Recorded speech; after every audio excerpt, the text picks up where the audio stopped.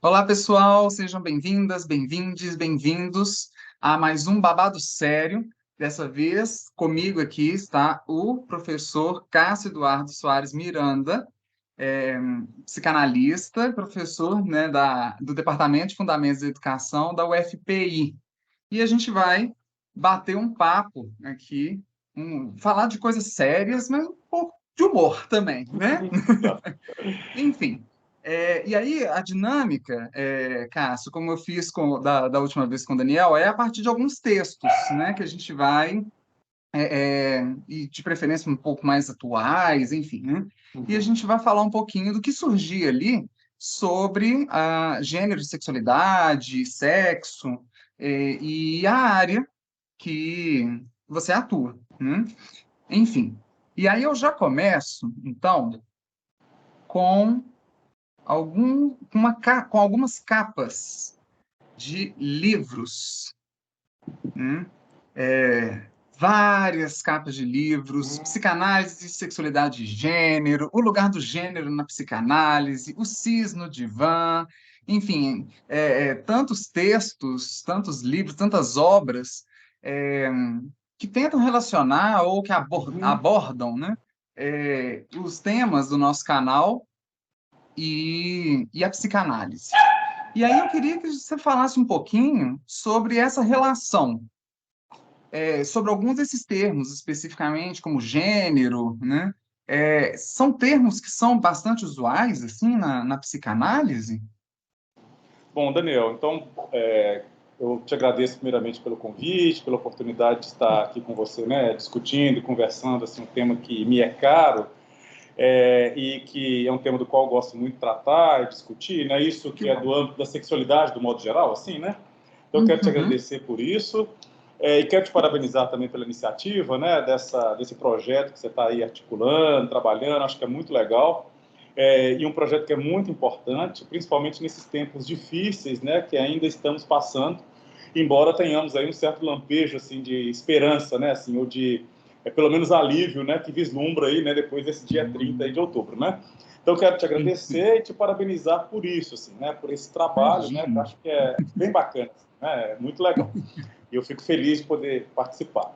Bem, então a questão é a seguinte, eu acho que primeiramente eu gostaria de dizer assim, do ponto de vista mais preciso, né, teoricamente falando, esses termos, gênero, sexualidade não, né, mas gênero, cis, queer, várias Uhum. dessas temáticas, esses temas, né, que estão aí, né, pululando aí, né, na academia, nas discussões sociais, etc., na mídia de modo geral, são temas novos na psicanálise, né? Então não são Uhum. temas que fazem parte aí, né, de uma certa vulgata psicanalítica que estão circulando há muito tempo pelo campo da psicanálise. São temas Uhum. novos, né?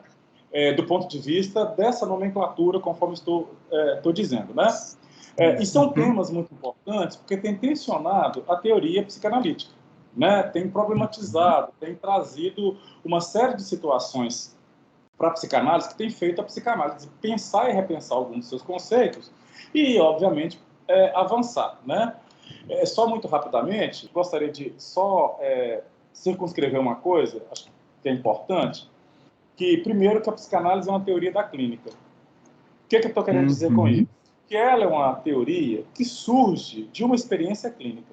Isso está desde Freud lá, né, no início, final do século XIX, né, quando Freud se coloca aí, né, a escutar suas primeiras pacientes, né, Freud ainda neurologista, escutando ali, né, aquelas pacientes aí nos hospitais, né, pacientes que a medicina não queria saber delas. Freud se põe a escutar aí, ali, e sabia que tem alguma coisa que ele não sabia muito bem o que era, mas tinha alguma coisa meio diferente ali. A partir desse Uhum. momento, né, Freud escutando isso, ele começa a teorizar. Então, assim, é aquilo que a experiência clínica vai apresentando, os desafios que a clínica vai apresentando, né, as questões que a clínica vai apresentando, é que a psicanálise passa a teorizar. E ela passa a teorizar e a avançar na sua teoria a partir daí. Então, várias questões, né, que a gente tem assim, na história, né, do Ocidente, que passaram pela psicanálise, elas são resultado disso, né? Então, por exemplo, a própria noção de perversão, por exemplo, né? Que é um conceito aí, né, que circula já há muito tempo, né, no que diz respeito aos tratados de sexologia, por exemplo, né, e tal, os tratados médicos e jurídicos, né?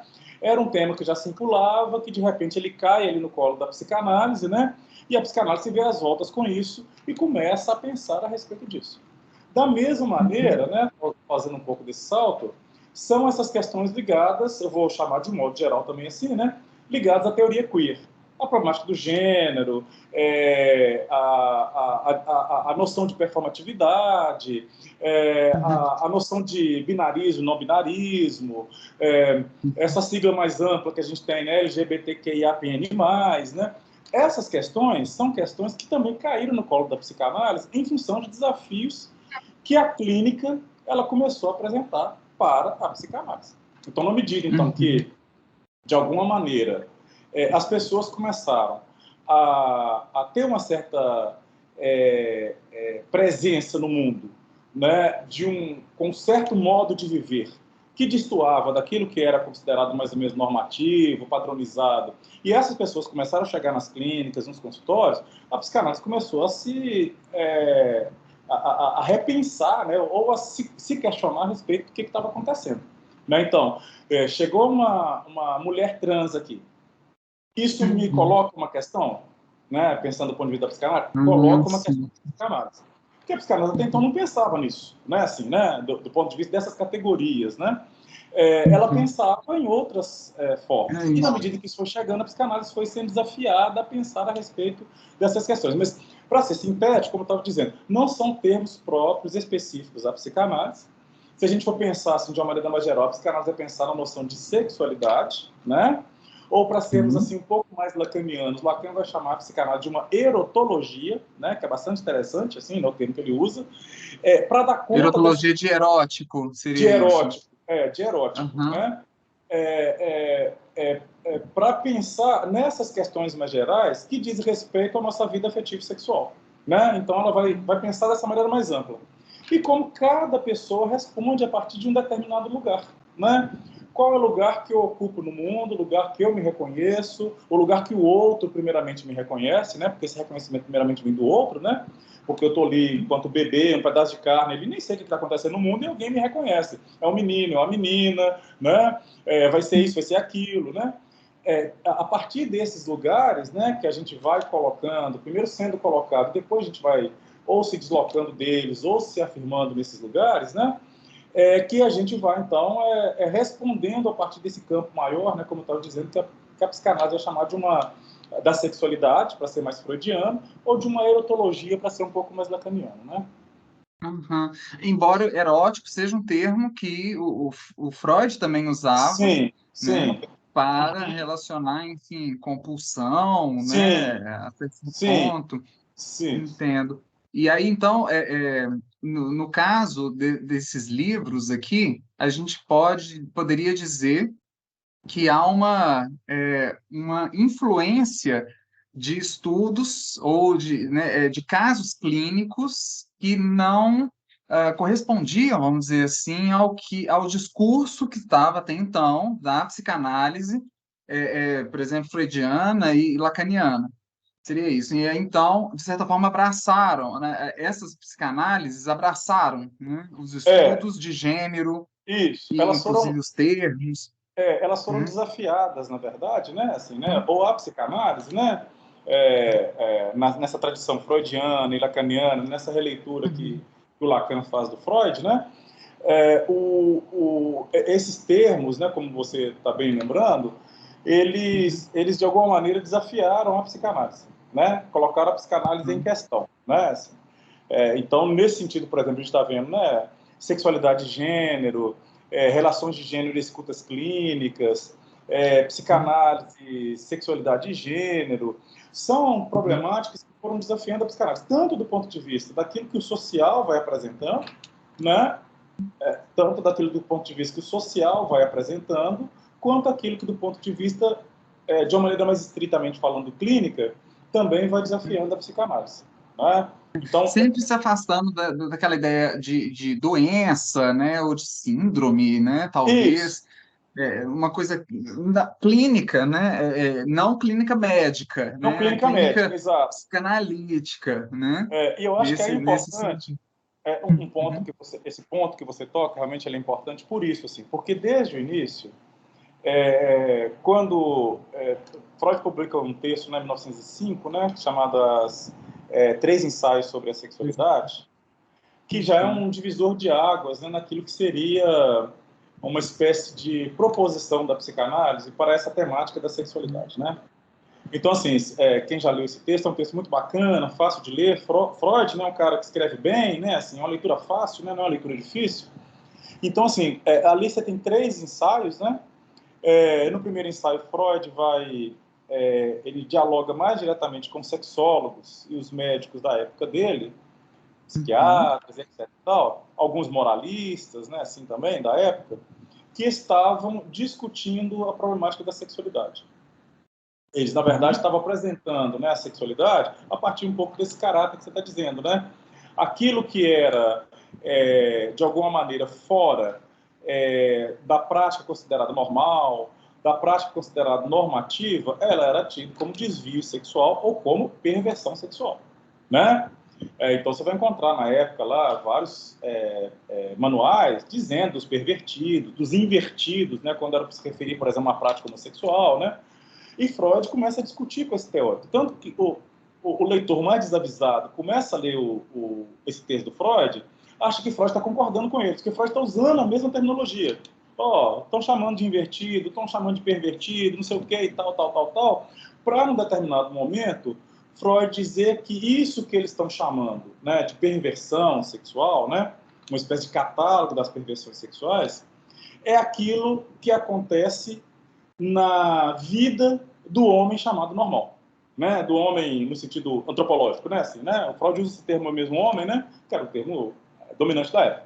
Mas aquilo que acontecia do ponto de vista da sexualidade normal, né? Para Freud dizer que a nossa sexualidade ela já tem um caráter perverso colocado nela, perverso no sentido para discutir com esses teóricos, né? Ou seja, assim, isso que a gente está achando que é tão absurdo que ou os outros fazem, eu não, né? Eu sou cidadão do bem, eu não faço, né? Os outros fazem, né? Não é tão absurdo assim, que está colocado em mim. Às vezes eu recalco por uma ação inconsciente, porque é insuportável Uhum. para a minha moralidade, né? Mas está presente, né? Naquilo que Freud vai chamar das pulsões sexuais. Então, acho que... Isso, por exemplo, ter uma relação, né, ou ter o sexo, o coito, vamos dizer assim, né, para não reprodução. Por exemplo, Seria, de certa forma, sair do que se imaginava que era uma normalidade, né, do sexo exatamente. enquanto humano, enquanto animal também, né? Exatamente, exatamente. E esse momento, quando Freud faz isso, né, assim, é um momento muito importante, embora para a gente hoje, né, nem tanto. Eu falo assim, embora para a gente hoje seja mais ou menos tranquilo, mas não é tranquilo, né? Na verdade, a gente viu aí, né? E tem o texto do Freud, que Freud falou assim, daqui a 100 anos vocês vão estar discutindo isso ainda. O texto final do século XIX, né? Essa moralidade e tal. Foi assim uma profecia, né? Um vaticínio, né? A gente está discutindo essas mesmas coisas ainda hoje, né? Então, assim, mas isso num determinado momento foi muito importante, que Freud rompe com essa moralidade reinante da época dele. Tanto assim que Uhum. Freud, as pessoas trocavam de calçada quando se encontravam com Freud. Tem tamanho assim, a perversão que Sim, eles viam em Freud, né? olha Assim, só. as pessoas não cumprimentavam Freud, né? Porque achavam que era um cara assim completamente pervertido, porque ele estava dizendo isso, assim, o que estão chamando de tão absurdo não é tão absurdo assim não, gente. Né? Assim, o que a gente tem de Hoje meio diriam que ele era contra a família, né? contra a família, exatamente, né? Contra a família, né? Contra Deus, contra a pátria, né? E tal, né? Contra... É. E Gente. aí o Freud fala assim, o que tem de menos? A pulsão ela vai lá ser realizada de qualquer maneira, né? Ela vai ser Uhum. realizada. Mas o que tem de mais variável na pulsão é o objeto. O que importa para ela é alcançar satisfação. O Freud coloca isso. Entende? E se esse Uhum. objeto é homo, se esse objeto é hétero, isso é outra história. Né? O Freud já coloca isso. Nesse primeiro ensaio ele já coloca isso. Então, assim, ele já choca essa moralidade da época dele, para exatamente tirar disso que você bem lembrou, né? Dessa noção da clínica, né? Vamos pensar, né, na sexualidade do ponto de vista clínico, etc, etc e tal, do ponto de vista da clínica médica. né? Então, assim, Freud Isso, como rompe algo para se resolver, algo para para se se resolver. curar, né? Exato, Uma cura exatamente. gay, por exemplo. Uhum, Eu fico pensando, assim, nesse exemplo que você deu, nessa relação, né? Se, por exemplo, no caso do Paul B. Preciado, né, nesse livro uhum, Eu Sou o Monstro que Vos Fala, que é um uhum, ensaio, na verdade, é baseado, né, na fala, né, que ele uhum. teve em um encontro de uma academia de psicanalistas na É, França, uhum, é, se desse, né, é como se fosse trazer essa mesma, poderia dizer isso, esse mesmo conflito, né, que, por exemplo, Freud passou saindo na rua e ser, nossa, ele é um monstro nesse caso, né, uhum, contra, etc. uhum. Se haveria uma relação entre é, Preciado ao falar para psicanalistas algo nesse mesmo contexto. Porque Uhum. aí eu fico em dúvida que psicanálise é essa, ou que psicanalistas são esses, né?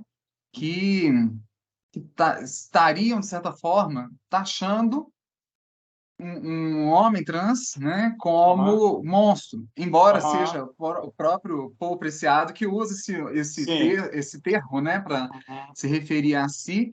É, então, há ainda ranço, vamos dizer assim, aham. né, de uma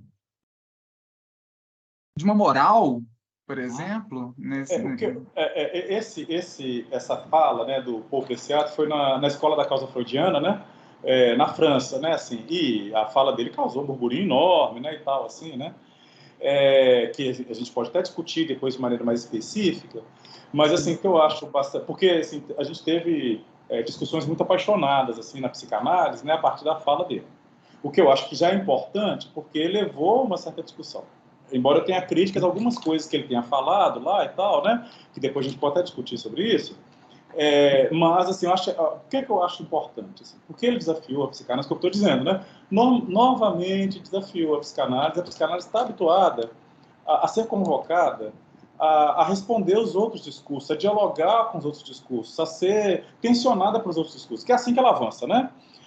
Então, ela está habituada a fazer isso, seja na política, seja nas artes, né, seja nesse campo, como estou dizendo, mais amplo da sexualidade, né, ela está habituada. E eu acho que a intervenção do Paul Preciado lá foi importante, porque ela também, de alguma maneira, sacudiu a psicanálise frente, às vezes, a uma certa tendência que tem de uma posição um pouco estacionária, que às vezes acontece. Estou te dizendo por quê? Porque final dos anos 90, começo dos anos 2000, mais ou menos, eu não vou saber muito bem, talvez você saiba mais especificamente aí que eu, quando teve aquela discussão, né, eu vou usar esse termo, né, mas na França tem outro nome, né, da união civil entre homossexuais na França, né, o chamado casamento gay, etc e tal, né, sim, quando teve sim. essa discussão Uhum. na França. Quando teve essa discussão na França, que incluía a adoção, né, de crianças por casais homoparentais, né, aquela coisa toda, muitos psicanalistas se opuseram a isso. Muitos psicanalistas, eles inclusive lançaram mão de um certo conservadorismo, justificando a partir do Édipo, né, da noção de Édipo, por que não poderia ser chamado de casamento gay, por exemplo, né, e por que também não poderia ser justificável a adoção, né, de crianças, né, por casais homoafetivos, etc. E tal, né? Então, alguns levantaram esse pendão, né? E outros, obviamente, ainda bem que foi a maioria, né? Mas, infelizmente, não foi a maioria ouvida, assim, a mídia deu muito mais projeção a essa minoria mais ruidosa, mais conservadora, né? Porque tinha gente importante envolvida, assim, do ponto de vista de penetração na cultura francesa, né? Que foi mais ouvida, mas, assim, a grande massa, ela foi contra isso, né? Assim, dizendo que não, que é um conservadorismo que não se justifica e tal. O que eu acho que é o problema do Paul Preciado nessa intervenção que ele fez? Eu acho que, nesse momento, ele colocou a psicanálise, a pobre da psicanálise, né, a serviço de uma certa caretice conservadora, sabe? Que acaba Generalizou, seria, generalizou, generalizou exato, sabe? Ele misturou para mim alhos com bugalhos e não fez jus a Uhum. Freud, por exemplo, isso que eu estou dizendo, só de uma vinheta, né, daquilo que aconteceu com Freud, né, da teoria dele, e muito menos a Lacan, que também depois, ao fazer essa releitura do Freud, avança inclusive nas discussões. Você tem uma ideia, por exemplo, Freud já, né, em 1900 e poucos aí, né, Freud fala que, por exemplo, entre a dita masculinidade pura e feminilidade pura, ele vai dizer primeiro que isso são abstrações, né? A feminilidade pura e a masculinidade pura. Está usando masculino e feminino no sentido mais de homem e mulher mesmo, né? Ele vai dizer que entre uma e outra, você tem um universo de possibilidades. Isso Freud, em 1920 e pouco, gente. Então, assim, você não pode dizer que isso é conservadorismo, que isso é caretice, né?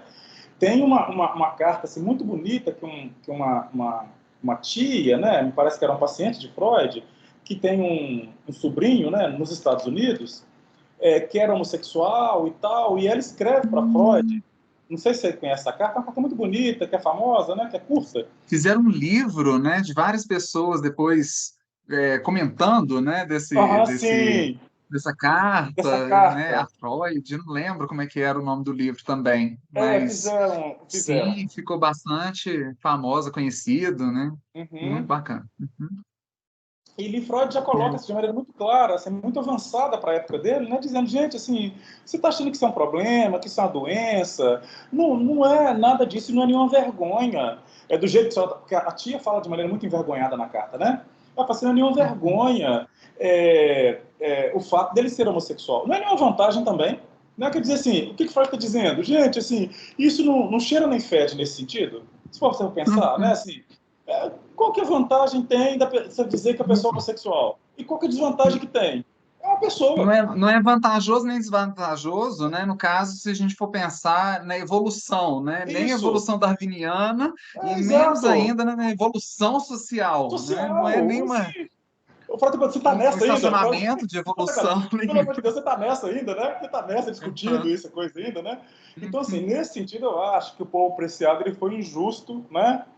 Com a uhum. psicanálise, né, nesse sentido. No que diz respeito a esse evento especificamente, né, que eu estou dizendo, né, lá da França, né, da legislação, eu acho que ele foi correto, e alguns eventos, né, na história da psicanálise, que depois da morte de Freud, a psicanálise teve essa tendência de voltar mais a um certo biologismo, sabe? A um Uhum. familiarismo. Então, por exemplo, quando você pensava em família, em psicanálise, ela adotou uma posição, depois da morte de Freud, pequena burguesa, os chamados pós-freudianos. Para eles, família era papai, mamãe, vovô, titia, almoça junto todo dia, nunca perde essa mania. Isso que era família. Né? Então, era um pouco disso. Que é a grande Ótimo. crítica que o Foucault faz à psicanálise.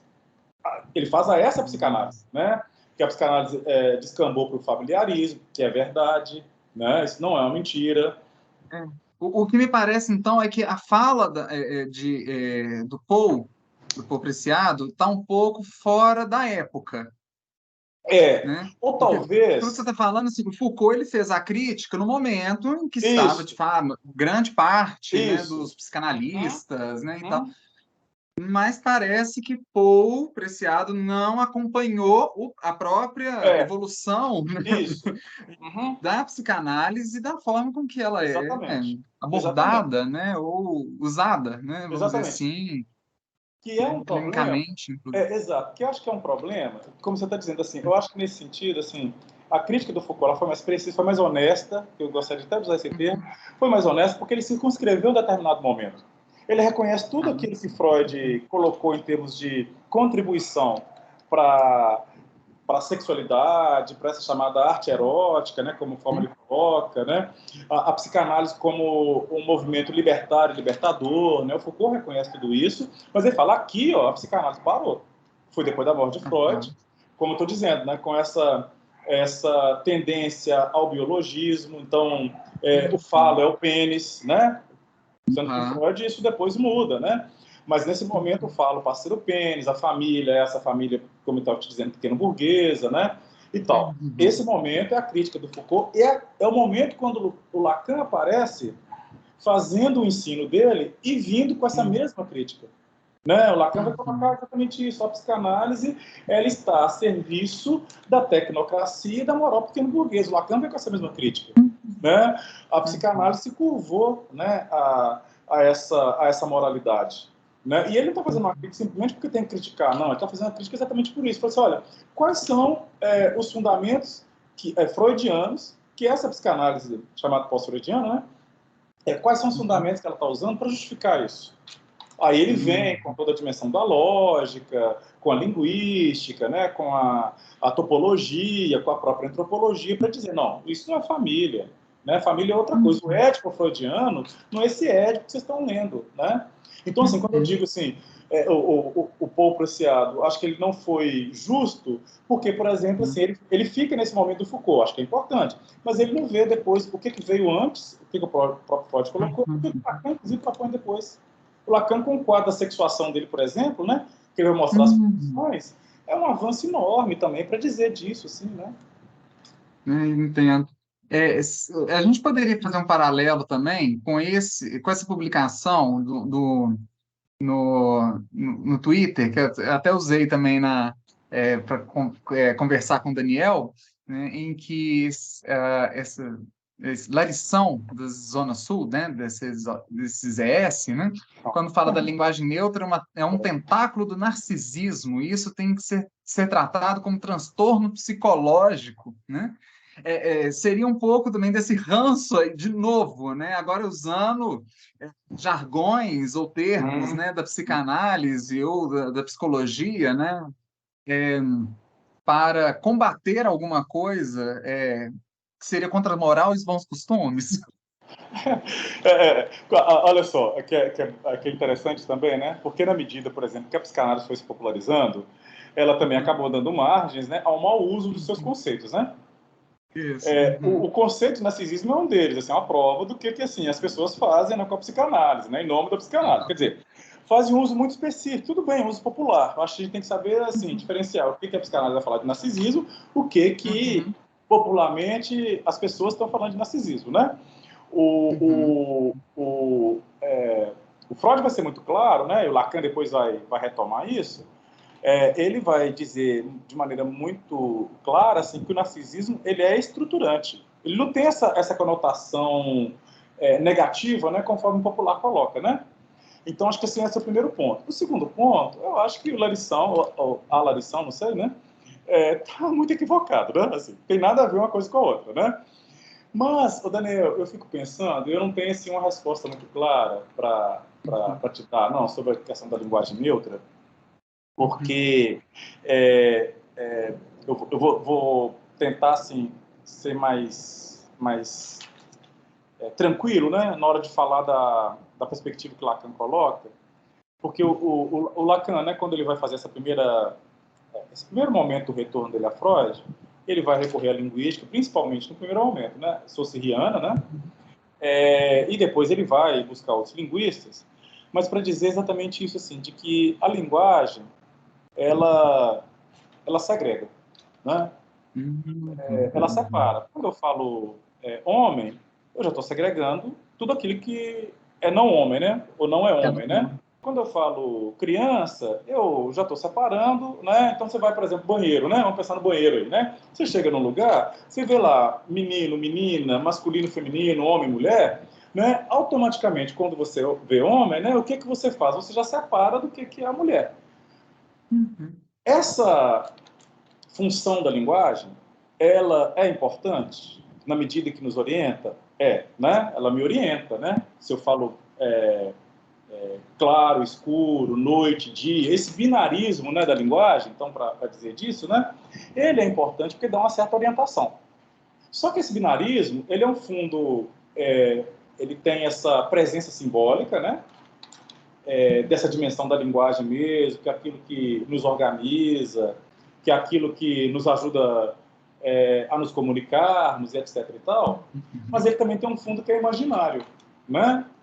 Que é um pouco da imagem, né? Que é um pouco da própria imaginação, né?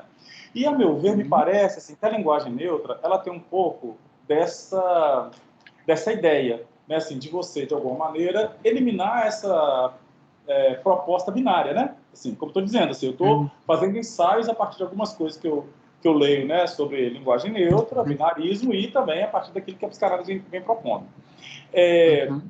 Então, eu acho que ela propõe isso, né, assim, um pouco disso. Para a psicanálise, assim, de modo geral, ela não vê nenhum problema em você fazer uso da linguagem neutra. Pelo seguinte, Porque a linguagem neutra, né, ela parte de um pressuposto de uma tomada de posição que o sujeito faz frente à dimensão, né, da língua que vem do outro, né, para me nomear. Então você fala o Cássio, a Larissa, né, você está usando uma determinada linguagem, né, você está usando um artigo definido, masculino ou feminino, para dizer de determinada posição. Eu reconheço isso? Reconheço. Reconheço que eu sou o Cássio, né? A Larissa se reconhece como Larissa. Agora, tem sujeitos que no seu posicionamento, inclusive de linguístico, discursivo, que não se reconhecem. Como a psicanálise ela vai partir um pouco dessa ideia, né, assim, de que depende de uma tomada de posição. O que é um sujeito? É aquilo que surge em um determinado momento, bastante assim, evanescente, né, uma coisa assim, do lampejo, que assume uma posição, que ele se responsabiliza frente à sua escolha, que às vezes é inconsciente, né? Então, assim, a psicanálise não vê nenhum problema no que diz respeito ao sujeito ele exigir que seja dirigido a ele esse tipo de linguagem. O que não pode ser é uma proposta, a meu ver, né, de um imperativo categórico do uso dessa linguagem. O Né? uso dessa linguagem. Ou seja, Porque, o que a Larissa está querendo propor aqui é que parece que todo mundo que usa linguagem neutra é narcisista, só pensa em si, né? E isso tem que ser tratado como um transtorno psicológico. E, de certa forma, se não me engano, do pouco que eu li sobre psicanálise e homossexualidade especificamente, até certo ponto houve uma explicação da homossexualidade passando, né, pelo narcisismo, sim, sim, né, e foi, então, de certa forma, tratado como um transtorno sim, mesmo, sim, né? sim. E aí, eu acho que esse é um ponto. Eu acho que tem um outro ponto assim, que dialoga um pouco com isso, né, que você está falando da linguagem neutra, que eu estou me lembrando aqui, que é a própria questão do nome social, né, do uso do nome social. Que só um parêntese rápido, porque eu quero depois voltar, né, tanto na lição e também a lição também, os dois são a lição, né? Eu quero voltar na discussão que ela está colocando aqui, porque, por exemplo, assim, eu passei a observar, a refletir sobre alguns incômodos, por exemplo, que as pessoas têm no que diz respeito ao uso do nome social. E eu cheguei à constatação que o problema do uso do nome social, né, obviamente tem a ver com isso que a Butler coloca, né, desses corpos abjetos. São os corpos das travestis e etc.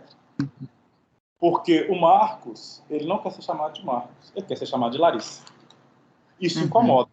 Isso incomoda. Quieta, né? Por que eu passei a dizer isso? Porque na experiência, né, que você tem também, né, de sala de aula, o que eu comecei a notar?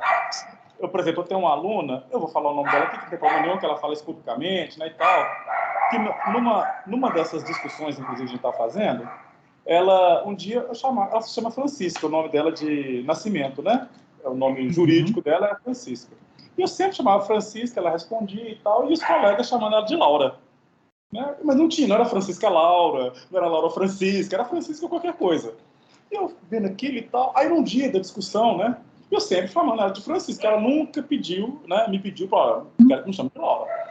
E aí, nas discussões, né, um dia na sala de aula surgiu essa discussão sobre o nome social, o uso do nome social, e ela falou, olha, professor, por exemplo, né? Ela falou assim, eu sou hétero, eu sou casada com um homem, há 200 anos que eu sou casada, não sei o quê, ttt. Meu nome é Francisca, mas eu detesto meu nome.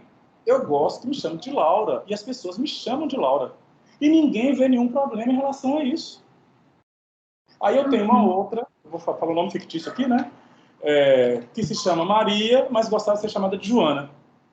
Idem. Não era problema nenhum. É uma mulher cis, mas não gosta de ser chamada de Maria, gosta de ser chamada de Joana. E ninguém vê problema nisso.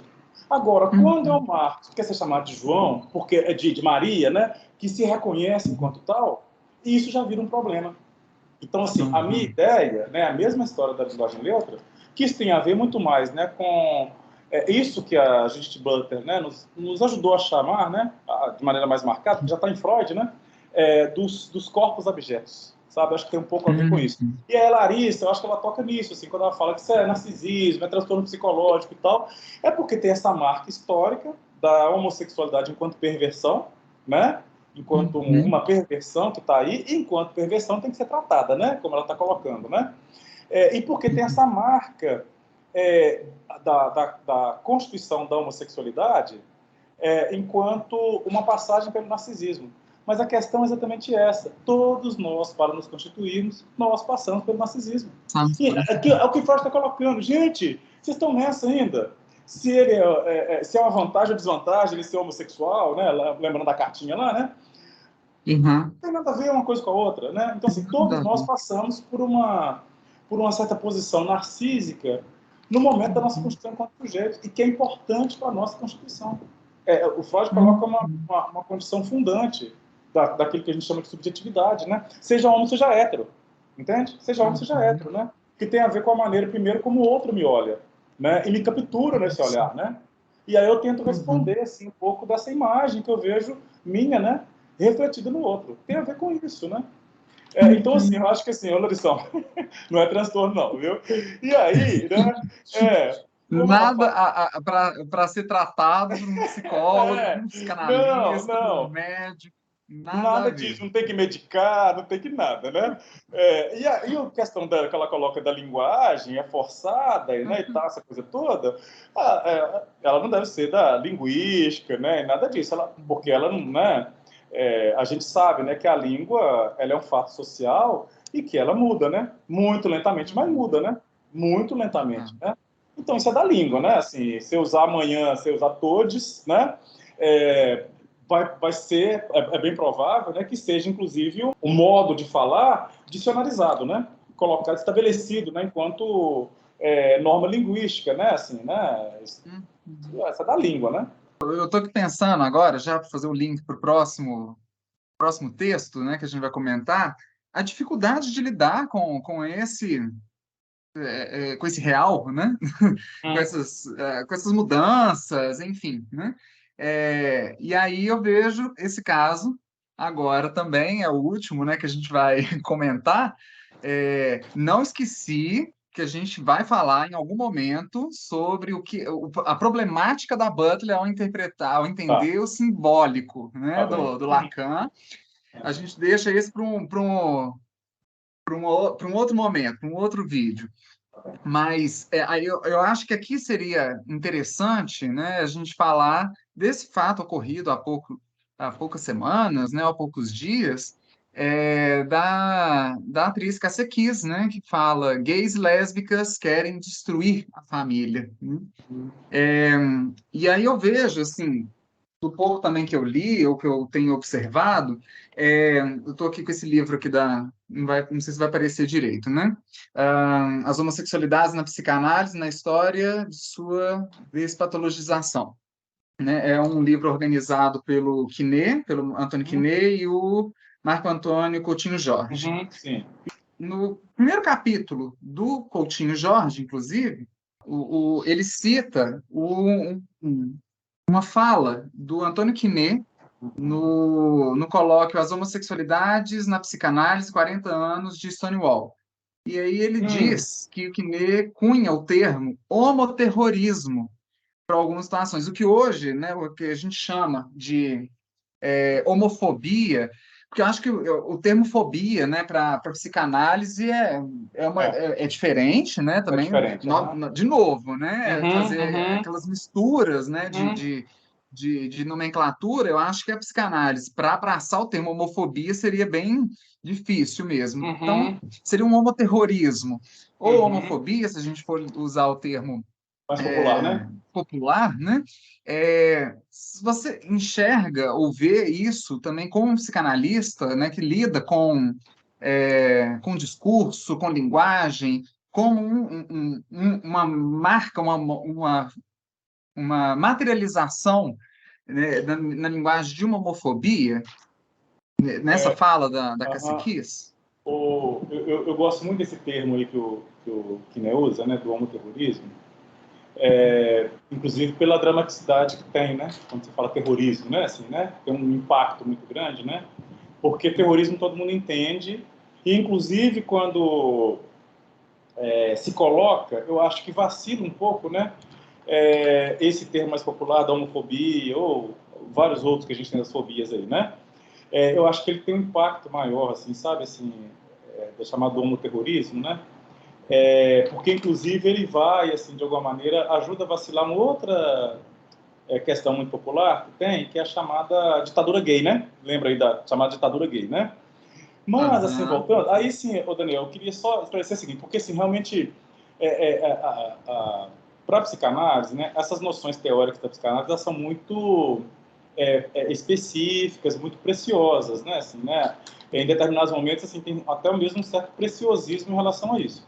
Eu estou tentando ser o mais, vou usar esse termo, mais popular possível, né, para não ficar um papo muito enfadonho também, assim, muito Uhum. acadêmico, né? Uhum.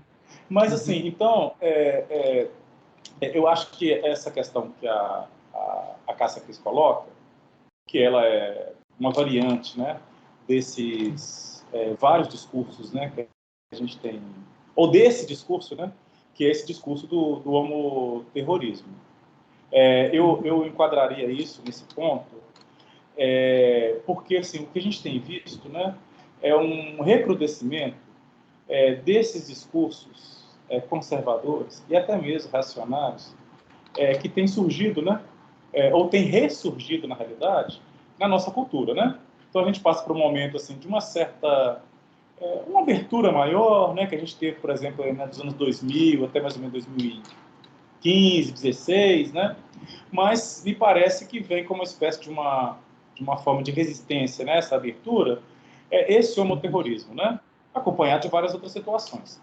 Então, assim, eu achei lamentável, primeiro, né, isso que a Cássia Kiss colocou, né, assim, porque a Interna, assim, é uma mulher do campo das artes, né, uma atriz, assim, consagrada, né, que está em contato com, pelo menos assim, no imaginário, né, é o meu imaginário também que está funcionando, né, no meu imaginário é a mulher que tem contato com literatura, tem contato com o mundo das artes, em tese é um pouco mais aberto, né, mas aquilo que o Freud coloca, né, assim, que também isso, essas questões são muito importantes, né, o conhecimento, a cultura, elas são muito, muito importantes porque elas nos preservam de muitas coisas, mas elas não nos preservam de tudo, né? Uhum. Então, Uhum. o Freud coloca, inclusive, isso, assim, que essa espécie de esse homoterrorismo, não é um termo do Freud, isso é um termo do Quiné, né? Esse Uhum. homoterrorismo, né? Ou esse horror que a gente tem, né? Ao estranho, aquilo que é estranho a nós, né? Ao estranho, ao diferente, como o Preciado lembra, né? Ao monstruoso, né? Isso é uma forma que a gente tem de nos protegermos a nós mesmos, né? No nosso eu. Então, assim, isso é muito ameaçador, né, para o eu. Então, o que acontece? A gente tenta se proteger de alguma maneira, né? Às vezes Uhum. você se protege se angustiando, né? Quando você se angustia, tem uma possibilidade de trabalho aí, né? A angústia pode colocar trabalho, né? O problema é quando você se angustia e vem com essa resposta, que acho que esse nome é bastante pertinente, né? Bastante reacionária, né? Que é uma reação mesmo frente a isso, né? Uhum. Vem com essa resposta que é uma defesa que é muito refratária. Como você sabe, assim, não adianta você argumentar com as pessoas que vêm com essa política, né?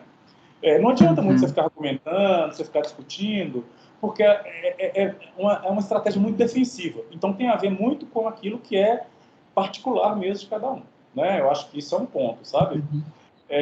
Eu acho lamentável, sabe? Lamentável ela fazer isso, né? Uhum. É uma E vem, coisa. e vem na mesma direção, né, daquela ideologia de gênero, né, que inclusive o que vem aqui para justificar lá no corpo dessa notícia, né, em que ela fala na sequência da live, ela fazendo uma live, né, a artista disse que as famílias tradicionais estão ameaçadas pela existência da ideologia de gênero. Sem apresentar provas, ela relatou que escolas possuem um beijódromo para as crianças se relacionarem. De novo, já foi a mamadeira de piroca, né? Aham, aham. Já foi o kit gay, Kit gay, agora o beijódromo. beijódromo, Gente, pelo amor de exatamente. É o beijódromo. beijódromo. Não, fora que aí no meio do caminho a gente tinha, né, as chamadas, que todo mundo andava nu nas universidades, né? e fuma Isso, maconha andando já passou pelado o tempo isso. todo. Falei, meu Deus, que universidade é essa que eu não estudei nessa Exatamente. universidade? Eu perdi esse negócio, Pois né? é, Assim, né? eu perdi, pois é. Por que que eu Ninguém não me, fui me, para essa me... universidade? Eu Exatamente, sou né? professor dessa universidade. Exatamente. Ô, Daniel, eu acho que tem duas coisas, sabe? Assim, eu acho que uma, tem assim, realmente os mais desavisados, que são invadidos, assim, né, do ponto de vista de um afeto, né, que é muito angustiante, por isso que eu estava dizendo, né? E que tem como resposta discurso mais reacionário, eu acho que tem isso, sabe assim, né? As pessoas se defendem, né? Então, tem gente realmente que se sente muito ameaçada com isso, né? Eu acho que tem aqueles que usam de má fé mesmo, sabe? Que a gente pode chamar das hipocrisias que circulam na nossa vida social, porque tem aqueles que usam como estratégia, inclusive, como a gente está vendo aí do ponto de vista político, né, para angariar votos, né? A gente sabe que angaria votos. Então, assim, você tem alguém um pouco assim da dimensão do trágico, né? Eu apresento aquela coisa assim que causa terror e eu venho com a resposta da piedade ao mesmo tempo, né? Então, assim, acho que tem um pouco disso, né? Você tem aquelas pessoas que se sentem realmente ameaçadas, que se sentem muito invadidas por esse tipo de discurso, que aí é uma questão muito da subjetividade particular, que uma psicanálise pode ajudar muito, né, a uma pessoa, na medida que ela se dispõe a tratar disso, a falar disso, a gente vê modificações importantes, né, nessas pessoas, ficando mais tolerantes, primeiramente consigo mesmas, né, depois com o outro, né, a gente vê realmente assim, efeitos muito importantes, né, nessas pessoas. Agora, tem aqueles que são canalhas. Contra esses, assim, você não tem muito o que fazer a não ser usar a lei, né? Usar aquilo que legalmente está instituído, sabe? Porque aí contra os canalhas não tem muito o que ser feito nesse sentido. Que a gente de má fé, né? Que divulga mesmo assim de má fé uma madeira de piroca, né? O kit gay, todas essas coisas que a gente está vendo aí, né?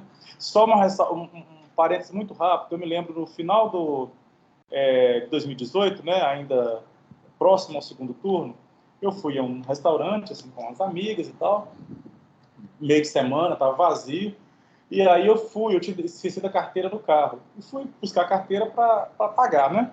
Aí no meio do caminho, quando eu estava voltando, assim, tinha o gerente desse restaurante, na porta do restaurante, assim, então, um restaurante aberto, né, e tal, com um jovem pai, assim, uns 40 anos no máximo, o cara parecia ter, com uma criança no colo, assim, de uns 3 anos talvez de idade. E aí, esse pai usando esses termos, assim, sabe? Falando, né? Aí, na hora que eu ouvi a conversa, aí meu sapato desamarrou, eu fui amarrar sapato para escutar a conversa, né, dos outros, né? Aí o pai falou assim, ei, falando com o gerente, você sabia que o Haddad é o maior viadão? Aí eu, assim, eu parei, né, como eu te disse, para ficar escutando aquela conversa ali. O gerente, o quê? Não, não sabia, não. Por que você está falando isso? Não, ele é maior viadão. O gerente falou, não é por quê? Eu não, por quê? O que que é e tal? Ele é até casado? Não, ele é maior viadão. Porque ele está distribuindo uma madeira de piroca nas escolas. Entende? Nas creches, né? E ele estava, assim, segundo ele, muito preocupado porque ele tinha uma filhinha ali que estava ali, aquela coisa toda. Então, eu acho assim, que tem aqueles que realmente, às vezes, ficam angustiados, que eu conheço gente que ficava muito angustiada, inclusive vem te perguntar, o que você acha? Você acha que é verdade mesmo, gente? Que, assim, se sentem abismadas com a proposta, né? Ficam, meu Deus, não é possível que esse povo está fazendo isso. E vem, inclusive, te perguntar, né? O que você acha e tal. E aí a pessoa fica um pouco mais aliviada, porque fala assim, gente, realmente a coisa é tão absurda, né? E tem esse que agem de má fé, né? Eu acho que, assim, o problema nosso que a gente enfrenta maior são com esses que agem de má fé, sabe? Eu acho que esse que é o problema.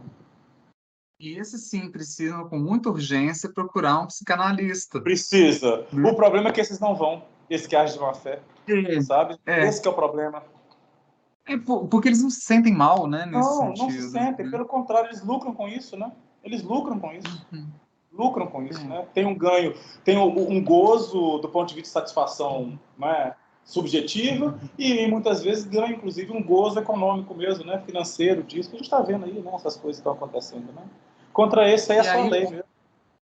onde poderia, né, ser abordado isso, que seria na escola, na formação, né, intelectual, dos saberes, conhecimentos, está se evitando, né, ou está Exatamente. tentando tirar esse tipo de debate, né, na Exato. escola. Que eu É acho bem problemático, complicado. porque assim, que aí entra uma outra discussão que eu acho, que é o seguinte, que eu acho que a escola, claro que assim, tudo é generalizando, né? Você vai ter experiências diferentes. Eu acho que a escola, ela cedeu de sua missão. Ela recuou, né, da sua missão frente a, principalmente, pensando sobretudo nas escolas particulares nesse caso, né, frente ao capital. Então ela recuou com medo de perder aluno, né, que é um problema, que tem que se manter também, né? E a escola pública frente a esse fundamentalista batendo nas portas, né? E a escola pública fica mais sensibilizada porque ela depende também de algumas normativas, leis e tal, que dependem do Estado, né? Mas acho que a escola cedeu a sua função educadora, né, assim, no sentido mais amplo do termo, porque era o momento da escola, inclusive, chamar os pais para poder conversar sobre isso. Porque, como eu estou dizendo, as pessoas ficam assustadas. Se eu sou um pai, né, médio aí, né, e fico sabendo que a minha escola está distribuindo mamadeira de piroca, por mais assim que eu falo, gente, é um absurdo. Eu vou ficar assustado mesmo. Gente, é verdade isso? Né? Eu acho que é um pouco da função da escola, ela, por exemplo, convocar esses pais para conversar com esses pais sobre isso. Não é assim, vamos discutir, gente, que história é, de onde vocês viram isso, como é que é isso, o que vocês acham que é isso, vamos conhecer a nossa escola, vamos problematizar isso, por que isso é um problema, né, mesmo, né? Acho que isso é uma questão. Tem um texto do Freud, que é muito bacana, que Freud coloca o seguinte, que ele está falando de uma problemática, né, da questão do suicídio. E Freud coloca assim, que não cabe à escola tão somente evitar o suicídio dos jovens, né, que ele está falando, dos secundaristas, né, do ensino médio, né? Não cabe à escola tão somente evitar o suicídio, mas principalmente dar o desejo de viver. Então, assim, não cabe à escola simplesmente assim, ela evitar que se fale de sexualidade, por exemplo, né, do ponto de vista disso que essas pessoas estão dizendo, né, do kit gay, madeira de piroca e tal, né? Mas ela tem que apresentar uma outra proposição do que de fato é a sexualidade. Por que isso... Eu me lembro sempre lá daquele livro antigo da Mariana Chauí, né? Sexualidade, essa nossa desconhecida. Né? O D está entre parênteses, né? Sexualidade, essa nossa tão temida. Por que ainda a sexualidade é um problema? 100 anos depois, né? Eu achei uma citação do Freud aqui, eu vou ler rapidamente, assim, que é pequenininha, que é muito importante, que eu falei muito rapidamente no começo. Freud fala assim, em 1898, quando ele está discutindo sobre a moral sexual civilizada, ele vai dizer o seguinte: há trabalho suficiente para se fazer nos próximos 100 anos, nos quais nossa civilização terá de aprender a conviver com as reivindicações de nossa sexualidade. Olha só, em 1898, Freud está dizendo, há trabalho suficiente para se fazer nos próximos 100 anos. E aí tem mais para mais 100 anos, eu acho, sabe assim, né? Eu espero que não, né? Mas assim, do jeito que a coisa está, né? Nossa, dá pano para manga, Cássio, para a gente falar isso adoidado. Vamos marcar mais um, então, mais um babado sério para a gente falar de mamadeira de piroca, para a gente falar do simbólico, né? Para a gente falar dessa relação, identidades, gênero, sexualidade, psicanálise, política. Olha, tem muita coisa que a gente poderia conversar sobre isso, né? Mas, por enquanto, a gente fica por aqui, deixa aí o pessoal fazer uns comentários, né, falando o que é que quer ver nos próximos vídeos, que é o tema dos próximos babados sérios, enfim, vamos conversando. Daniel, eu agradeço mais uma vez, né, pela oportunidade, espero que tenha contribuído de alguma maneira, né, assim, nos atropelos que a gente tem aí, né, eu falo meio como metralhadora. Então, assim... Não, ó, excelente, é bom que a gente já fica assim com vontade de querer fazer mais vídeos. Tá bem, muito obrigado mais uma vez aí, né, pelo convite, parabéns também pela sua iniciativa, por esse tema, assim, que é tão importante como o Freud coloca, a gente tem um desafio aí por mais 100 anos, né, e tem que ser meio persistente nesses casos, né. Não, eu que agradeço demais o aceite desse convite, e agora que você aceitou uma vez, abriu a porta, eu vou convidar sempre. Ótimo, agradeço muito, viu? Obrigado. Grande abraço, beijo no ombro. Tchau, tchau. Tchau, tchau.